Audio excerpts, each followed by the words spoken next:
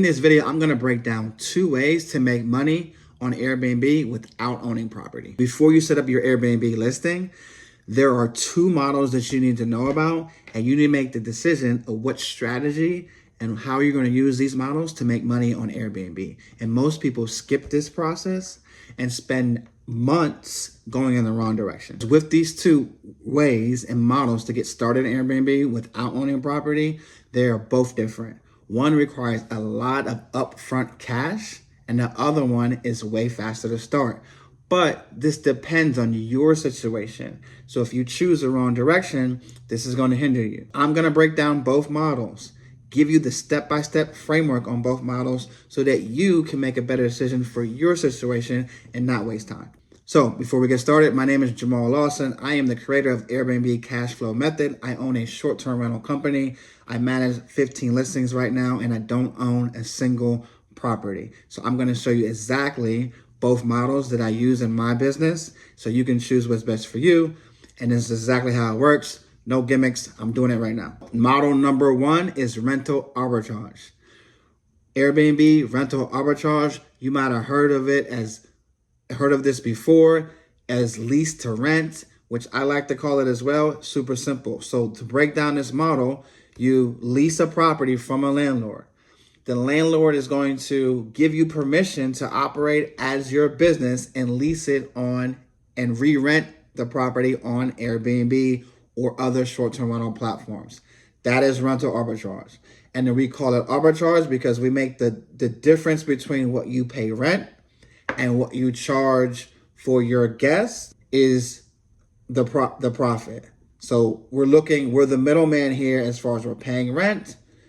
You're bringing in revenue for a guest to stay at the house or apartment for any amount of days, weeks, or months. That is rental arbitrage. For example, if you're paying $1,500 in rent and then you list it on Airbnb after you furnish it, make it nice, list it on Airbnb, and then you bring in $3,500 for that month.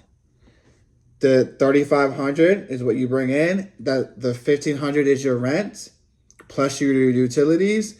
That's going to be your baseline cost. Everything in between is what you would take after you minus your expenses for profit. So to be exact, that's $2,000 left over. $3,500 minus your $1,500 gives you $2,000 left over. You're going to pay utilities out of that. You're going to pay some supply costs. You're going to pay some cleaner costs as well. And then that's your profit going forward. Okay. That is rental arbitrage. That's model number 1. So here are the benefits of rental arbitrage. The benefit that I like, and this is the model I started out with, is rental arbitrage because you're in control. You're the operator. So you are the operator. Obviously, the landlord owns the building, owns the house, but with permission, you were just a tenant and you operate the house and the listing. So you're in control of the pricing. You're in control of the cleaning. You're in control of who you are marketing to. You're in control of your destiny here as much as you can be in an arbitrage situation. So you're handling all the guests. You're bringing in. You're getting most of the upside, most of the cash flow in this model. All right, guys. Model number 2. Okay, this is the second way you can make money on Airbnb without owning property. That's what we're trying to do here. We're trying to create additional income. If you're in a job and you want to create additional income, if you are looking to start your business and create additional passive income or active income at this point to generate enough cash flow to support yourself, wherever your situation is, this is how we create cash flow through Airbnb. The second way is co-hosting. Okay, it's something called co-hosting. Airbnb co-hosting. You might have heard of co-listing. You might have heard of short-term rental property management.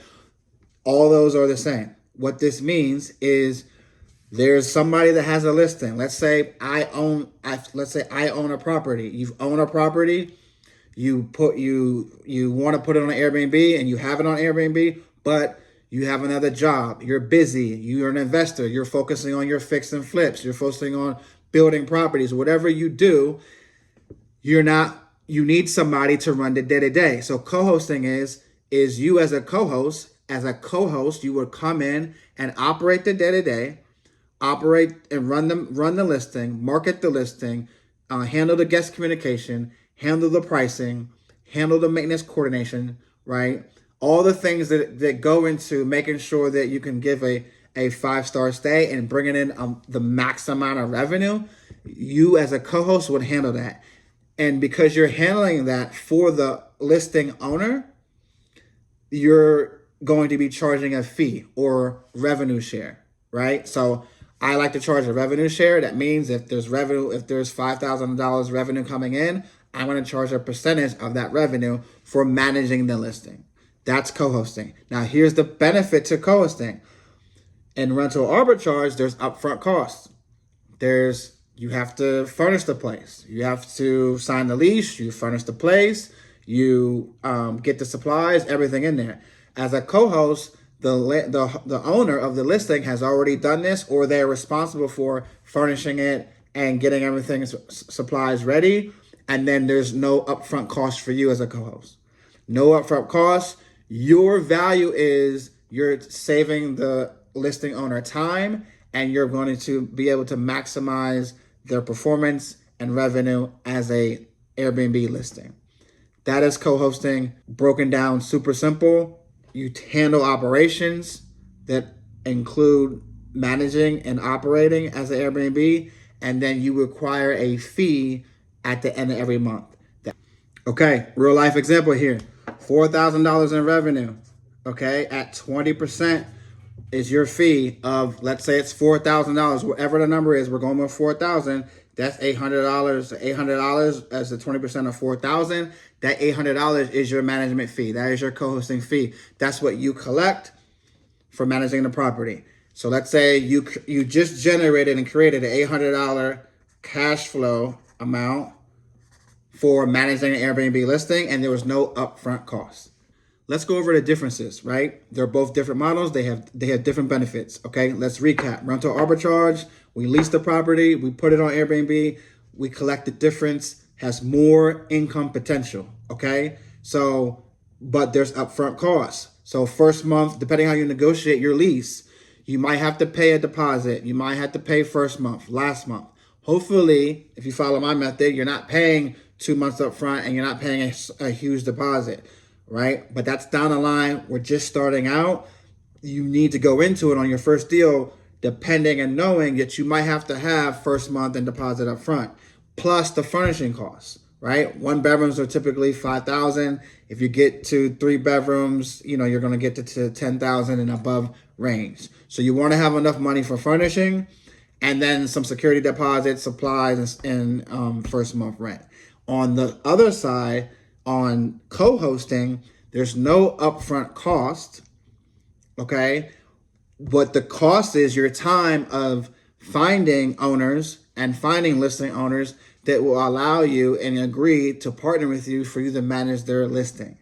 That is the difference, okay? So one's gonna cost you money and the other one's gonna cost you time, skills, sales, the ability to communicate, and a longer duration to find your co-hosting. But there's a difference there, right? And they both have different risks. The risk is for rental arbitrage, you do have to pay the rent. And that rent, you sign a lease, that's just like any other lease. No matter what, you do have to pay the rent, so you are responsible for the rent. If you are in a co-host situation, your risk is how you sign an agreement. What agreement did you agree to? If you are not in control of the property, the owner could sell it, the owner could do whatever, okay? So those are the differences between co-hosting and rental arbitrage. Let's talk more about how we're going to make that decision. Here's the decision framework. This is how I would look at it. So if you have enough, do you have enough cash flow? Do you have $10,000, $5,000 to $10,000 upfront cash available to invest into starting your rental arbitrage business? If you do, then rental arbitrage is an option, okay? Because you're going to get the more income, you're going to get the most return on your investment here for that cash, doing it the right way. So if you have the funds, you can start with rental arbitrage, okay? If you don't have the funds, then you can either work to get the funds. You can access, you can work to access the funds or get the funds yourself to go to rental arbitrage route. Or you can look at co-hosting. Co-hosting, the question is, one, do you have access and do you have the information to be able to run somebody's listing? The last thing you want to do is to operate and co-host a listing and you don't really know what you're doing, okay? But if you watch a lot of my videos, you'll figure out what to do and you give you some confidence to get your first co-hosting listing. So it comes down to, if you're going to do co-hosting, do you know what to do? Do you know who to target? And do you know what to say when you target those people? You are going to scale faster co-hosting, because if you get in a flow and you have a system to get clients, you'll be able to scale faster. Arbitrage is going to take capital, reinvesting capital to scale rental arbitrage. But there's a way to do it. The framework to make a decision. I'm going to walk you through this step by step. Okay. Question one, do you have $5,000 to $10,000 to invest into your rental Airbnb business, rental arbitrage business? If you do, rental arbitrage is on the table. Okay. That could be a great way to start. It's a great return on your investment. If you're in the right market, etc., rental arbitrage is on the table. If you don't have the money, then there's two options. You can start with co-hosting, or you can just work to save the money or find the money or access the money. That's the question. That's the first question you want to ask yourself. The second question is that you want to ask yourself, what framework is, what risk are you willing to take on? Are you wanting a low risk business where you just want the lowest risk possible to build some additional income? Or are you okay with a higher risk but greater return business? And you want the risk of carrying the rent, but you want the higher return. You have to, I can't answer that for you. You have to answer that question. The third question is going to be, what market are you in? What market? Are you in a strong short-term rental market? So if you're in a strong short-term rental market, this is going to be key in making this decision. Then you have options on the table because you're in a strong rental market. You have cash. I'm in a strong rental market. Arbitrage might be the way. I'm not in a great market, but there are people out here that need help. Then co-hosting might be your way. Or I'm in a great market and I have the ability to do both models. We'll talk more about that. Started. Rental arbitrage or co-hosting, it sounds exciting, and then they pick the one that sounds exciting and they go all in. And they don't choose the model that's best for their situation. You're going to see on a lot of exciting situations, but what's your situation? In my opinion, co-hosting, if you want the best returns and you want to be able to scale, okay, and you want to create additional income, I created the Airbnb cash flow method. What this means is we want to do co-hosting because we like the fact that we don't have to put that much upfront capital. But we have to be honest with yourself as far as, am I able to operate the listing? Okay. So we can go get one unit, go get your first unit, figure out the funds to get your first arbitrage unit, and then use that arbitrage unit to learn your skill set. Okay. And then in return, get your first co-hosting unit. Now you can scale your co-hosting while you wait for cash flow to reinvest into arbitrage, right? And so you have options in the model as you're building it, okay? That's just what worked for me. That's the Airbnb cash flow method. I've created a starter guide.